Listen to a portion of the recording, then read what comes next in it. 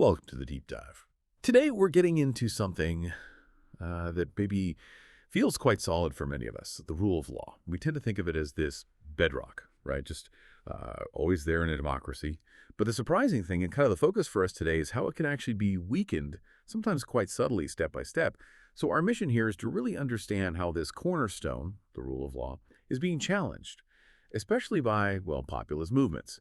We'll dig into the methods they use, what happens on the ground, the consequences, and importantly, what it all means for you, even if you feel your own democracy is pretty stable.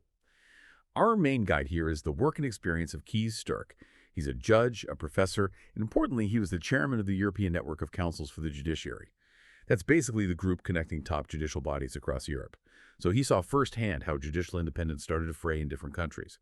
We want you to get not just the what, but the how and the why this matters so much. Exactly. And that why is, I think, the absolute core of it.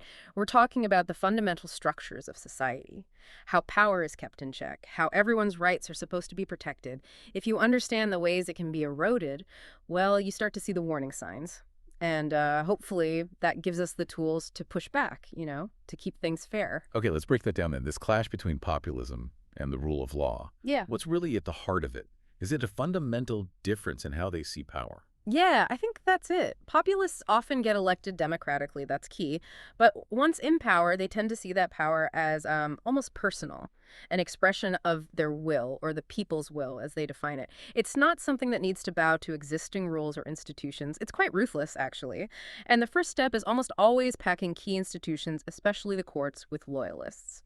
It's a direct hit on the separation of powers, that idea of checks and balances. Undermine the independent judges, and power shifts. It becomes less about rules, more about the leader's decisions. Right, so it's not usually like flicking a switch, is it? Not some dramatic overnight coup. How does it start? Is it more sneaky? Exactly. That's crucial. It often starts with language that sounds, well, perfectly reasonable, even good. They'll talk about democratizing the courts or making them truly independent from some supposed elite. And this creates a lot of confusion, not just for the public, but even for, say, international bodies looking on. They might think, oh, okay, maybe this is a needed reform. It's a very effective smokescreen for what's really happening. That use of language, that rhetoric, it sounds like it starts to damage things even before any laws are actually changed. You mentioned this idea of a rule of law culture. What exactly is that? Yeah, the culture is fundamental. It's that sort of shared understanding and respect in society. Respect for the court's decisions, for the idea that institutions are independent and follow legal principles, not political whims. So when leaders start publicly questioning judges, maybe calling them enemies of the people or obstacles, even if they use nice words like reform, they're chipping away at that cultural foundation. People start to see judges not as neutral referees, but as players on another team. It makes it easier to sideline them later. Let's make this concrete. Poland is often cited as a key example. The Pious Party, Law and Justice, they got a parliamentary majority and the presidency with Andrzej Duda back in 2015. What happened next? How did they start? That double win parliament and president was critical. It gave them the power to move quickly. And President Duda, well, he immediately started pushing the boundaries of his constitutional role massively. For instance, there were judges properly selected through the existing process, and he just refused to swear them in. Flat out refused. Legally, experts were saying he doesn't have this power, but he did it anyway. And the justification, he framed it as part of democratizing the judiciary, taking power away from old elites. It politicized what should have been a routine administrative step. Wow. So using that democratization banner to essentially grab control.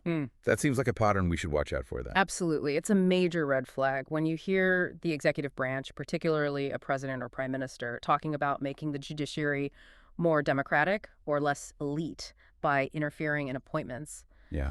You should be very skeptical. It almost always means they want to install their people, not actually improve justice. It's twisting the language of democracy against itself. And you mentioned the confusion this caused, even internationally. It sounds like this strategy, this deceptive framing, it worked for quite a while. Even the European Commission was slow to react. It really did, for years. Yeah. Because it was presented as an internal Polish matter, a reform. And the changes were often quite technical, wrapped up in legal jargon. It made it hard for outsiders, even the EU, to immediately grasp the systemic nature of the attack. They saw individual changes, perhaps, to miss the overall pattern of dismantling judicial independence. It took time for the full picture to emerge. And now it's just Devastating. Yeah. PS won again recently, and the new president is already talking about vetoing laws designed to restore independence. What's the feeling among people there who've been fighting this? Oh, it's incredibly difficult. Colleagues I speak to in Poland, judges, academics, they use words like devastated, just floored. Some are genuinely talking about leaving the country. There's a real fear that things will get even worse, especially if PS manages to consolidate power again in future elections. It's exhausting for them. A constant uphill battle just to defend basic principles. Such a tough situation. So Poland is one model, maybe starting subtly, then accelerating. What about Hungary? Did Orban follow a similar playbook, or was it different there? Hungary's path had similarities, but also key differences. Orban also started somewhat gradually. There was an effort, especially early on, to maintain a kind of illusion of normality for the outside world, for the EU. But then I think it's fair to say the mask came off. The process of taking control became much more overt, perhaps faster and more comprehensive than even in Poland, once Orban felt his power was secure enough. Okay, and both are in the EU. So the big question. What can the European Union actually do about this? You hear about mechanisms like conditionality. What is that, and why doesn't it seem to stop someone like Orban? Right. The conditionality mechanism is one of the main tools. The idea is pretty straightforward. EU funding, the billions Brussels sends out, should be conditional on countries respecting core EU values, including the rule of law. So if a country is backsliding, the EU can theoretically withhold funds. Sounds powerful. In theory, yes. Right. But in practice, well, it's complicated. Orban is a master negotiator, very skilled at playing the political game within the EU. He can make tactical concessions, get some funds released, maybe block EU decisions on other things like foreign policy regarding Russia or Ukraine to gain leverage. So the mechanism exists, but applying it effectively against a determined government that's willing to bargain and obstruct, it's proven really difficult. That reminds me of an incredible story you told me once about a meeting in Hungary, judges talking about independence. 150 were supposed to come. Ah, yes. That was quite something. It was a conference precisely on judicial independence. We were expecting around 150 judges who had initially signed up. But just before the event, court presidents, many of whom are politically appointed or aligned, sent out letters, basically threatening disciplinary action against any judge who attended. Seriously? Yes. The message was crystal clear. Don't step out of line. Don't associate with independent thinking. In the end, only 13 judges showed up. 13 out of 150. And when I asked those brave 13 why the others didn't come, the answer was simple and chilling. They just said they are scared. Just, wow, scared. That says everything about the climate, doesn't it? It really does. It shows the raw fear and the level of control exerted. It's not just about laws, it's about intimidation. So how does that control actually work day to day? Is it that every judge becomes a government loyalist, or is it more selective? It's usually much more targeted than replacing everyone. That helps maintain the illusion you mentioned. Look, the government probably doesn't care that much about who decides a routine dispute between neighbors or a minor shoplifting case. What they absolutely want to control are the cases that matter politically. Things involving corruption, media freedom, migration, environmental regulations, anything that could challenge the government's power or policies. Right. So those specific sensitive cases get steered, either to judges known to be loyal, or sometimes, as we saw in Romania, for instance, the system might even allow a minister to move a case to a specific court deemed more favorable. That's fascinating. So you can have a system that looks mostly independent on the surface. Exactly. While the politically crucial levers are firmly under control. And in Hungary, it sounds like this control goes right to the top. Oh, yes. The Constitutional Court, the Supreme Court, the body overseeing judicial appointments, the presidents of major courts who control promotions and disciplinary measures. These are largely staffed by Orban loyalists or people dependent on his Fidesz party. At that level, it's very, very difficult to talk about a truly functioning, independent rule of law anymore. And it's not just the courts, is it? You mentioned another tactic, hitting opposition areas financially. That's another layer, yes. Manipulating government funding at the local level. Municipalities run by opposition parties suddenly find they get less money from the central government for things like road repairs, schools, local services. While areas run by the ruling party get favored. Precisely. Maybe they get a new sports center or funding for a local festival. It creates this really stark contrast, and it puts pressure on voters. They might think, look, our town is falling behind. If we want the government to help us, maybe we need to vote for the ruling party next time. That's incredibly cynical. Holding basic local needs hostage for political gain. It's a very effective way to undermine opposition strongholds and incentivize voting for the incumbent, further cementing their power from the ground up. So the picture from Hungary is this really methodical, multi-pronged strategy. Top courts, local funding, intimidation. Yeah. It's not just one thing. Not at all. It's systemic. It's about capturing all the key points of friction, all the places where power could potentially be checked or balanced, and doing it gradually enough at first to avoid a massive unified backlash. It's hollowing out the system from within. Okay, we've looked at Poland and Hungary, these stark examples, but let's bring it closer. What about places like, say, the Netherlands, where things feel much more stable? Are there still concerns? Are we completely immune? Well, immune is a strong word. The good news, as I see it, is that the actual legal framework, the laws guaranteeing judicial independence in the Netherlands, they are quite strong. They're robust. Okay, that's reassuring. But I do hear worries from Dutch colleagues, echoing what we discussed earlier, about that culture of the rule of law. It's more subtle. It's not necessarily about laws being broken, but about the respect, the deference, maybe, that political actors show towards judicial decisions and the role of the courts. Can you give an example of what that erosion looks like in practice? You mentioned a case before, the Lynch's affair. Yes, that was a specific instance where a minister basically refused to follow established procedures, acting as if her will trumped the rules. That's one kind. But more generally? More generally, you see politicians, maybe even ministers, publicly grumbling about court rulings they don't like.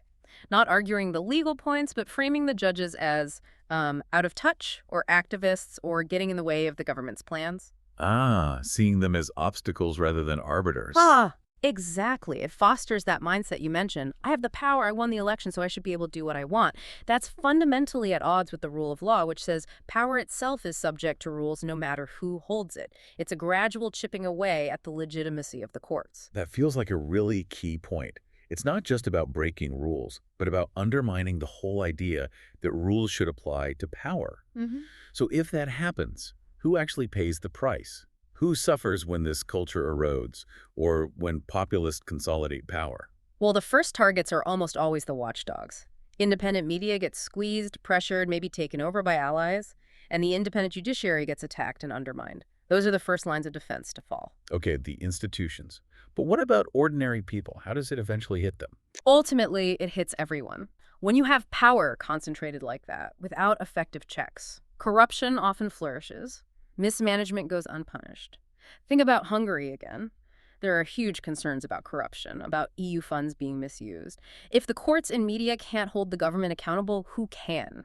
And that impacts public services, the economy, everyone's quality of life. Resources get wasted or stolen. So corruption and mismanagement affect everyone. But is there something more targeted? Yes. And this is perhaps the most dangerous part. Populist rhetoric nearly always relies on defining the real people. You know, the true patriots, the real Finns, the real Americans, whoever it might be. Creating an us and a them. Precisely. And everyone who doesn't fit into that narrowly defined us becomes them. Minorities are often the first targets, ethnic minorities, religious minorities, LGBTQ plus individuals. Their rights get questioned, rolled back. Sometimes even women's rights are framed as somehow separate from the rights of the real people. That's really concerning. This idea that rights aren't universal but belong only to the in-group. It is. And the crucial mistake people make, people who don't belong to those first targeted groups, is thinking, oh, well, this doesn't affect me. The thinking error, as you called it. Exactly, because populism often needs enemies. It thrives on division. Once one other has been dealt with, the definition of us can shrink again. New enemies within are found. It becomes a cycle. Who's next? Political opponents, critical academics, union members. Eventually, the space for dissent, for difference, just keeps shrinking. So who suffers in the end? Everyone. Because the system that was supposed to protect rights and ensure fairness for all has been dismantled piece by piece. It paints a pretty bleak picture looking at these trends. Poland, Hungary, the cultural shifts elsewhere. Yeah. How do you personally maintain any sense of hope? Is optimism even possible here? That's a great question. I think it's really important to separate hope from optimism. Optimism is sort of a prediction, isn't it? A judgment that things are likely to turn out well. And honestly, looking at some situations, optimism can be hard to justify purely based on evidence. Hope, though. Hope's different. Hope is more like a commitment. It's deciding to do what you believe is good, what's meaningful, what aligns with your values, even if you don't have a guarantee it will succeed. It's not about predicting the future. It's about choosing how you act in the present. So it's about the action itself, regardless of outcome. In a way, yes. It's finding meaning in upholding those core values. Fairness, justice, democracy, even when it's difficult. You see hope in those 13 judges who showed up despite the threats, in the journalists who keep digging, in the citizens who keep protesting or organizing. They might not be optimistic, but they are acting out of hope. That's a powerful distinction. And it brings it back to us, doesn't it, to the listeners? Many of us might have elections coming up or just be thinking about our role as citizens. What's the key takeaway for us? I think the most critical thing for voters to consider now, maybe more than ever, isn't just the old left-right divide on economics or social policy. Those things still matter, of course, but the fundamental question, the real dividing line, has become, is this party, are these candidates, genuinely for the rule of law? Are they committed to democratic principles and institutions? Or do they show contempt for them? That's the lens we need to use. We need to scrutinize their actions, their rhetoric, their respect for checks and balances, not just their policy promises. That's where the crucial choice lies now. A really vital point to end on. It underscores how these subtle shifts we've discussed can dismantle the foundations and why being vigilant matters so much. And maybe a final thought for everyone listening. If the rule of law isn't just about laws on paper, but about that shared culture of trust and respect, what small things can you do day to day beyond voting to help strengthen that culture, especially when even basic truths feel up for debate? Something to think about.